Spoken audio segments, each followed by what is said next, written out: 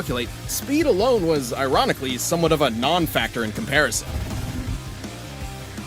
Sonic in his base form didn't really stand a chance against Wally. Sure, he did seem to survive being launched 849,000 light years into an alien planet by a black hole imploding. However, considering he's been knocked out by far less, black holes are already imploding stars, and it seems some snow also inexplicably survived the trip. It's probably more likely the black hole acted as a sort of wormhole in its last moments and sent Sonic directly there.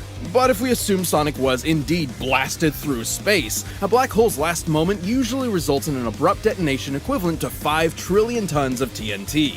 Impressive, but the infinite mass punch could still deliver over 2 quadrillion times more power. But Sonic's super forms were a different story. They had answers to almost all of Wally's skills. His chaos energy could replenish stolen speed, he was invincible, and he had friggin' wish powers! Personally, I was expecting the opposite result. Against almost anybody else, Archie's version of Sonic is practically unbeatable. But across a greater percentage of possible scenarios, Wally just happens to be the exception. He had every counter he needed too. The speed steal wouldn't stop Super Sonic, but Wally still got that stolen speed for himself. Super and Ultrasonic were essentially batteries of unlimited kinetic energy Wally could pull from. Even with their speeds being incalculable, this meant Wally could ensure he was faster. Plus, Wally performed a lot more of those incalculable speed feats than Sonic ever did, so he technically held an experience advantage in that field. Chaos Wish Power would be an insta-win against basically anybody, but Chaos Magic uses physical energy. And guess what? Wally could phase through reality warping energy. And jump through time or vibrate to a higher spatial dimension to avoid Sonic altogether. Even though he had no way to take down Sonic's super forms, Wally has proven capable of effortlessly moving and vibrating at top speeds for days on end. So it wasn't too hard for him to just wait out the super forms and strike at the first good opportunity. And when it came to Ultrasonic's ability to alter atomic structures, Wally possessed perfect control over his own individual molecules.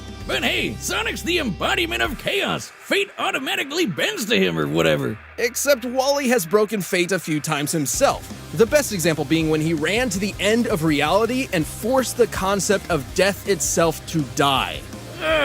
Because Speed Force! Simply put, Sonic's hypothesized nature as an anomaly in reality just wasn't enough protection against someone who could also break the rules of reality. And remember, when Wally raced Barry, their speed almost tore apart the multiverse. Both these characters understandably seem overpowered to an extreme fault, but it's important to remember that in their respective worlds, the story comes first. Sonic was impressive, improbable, inexplainable, but Wally had the power, the counters, and the speed he needed to pull ahead in this absolutely mind-bending battle. Oh, the drink is kicking in. Whiz! I ran to Jupiter! I'm a god! A speed god! Incredible. Tell me, what cosmic insight have you learned? Just one thing. Well, Sonic didn't know it. The writing was on the wall, E!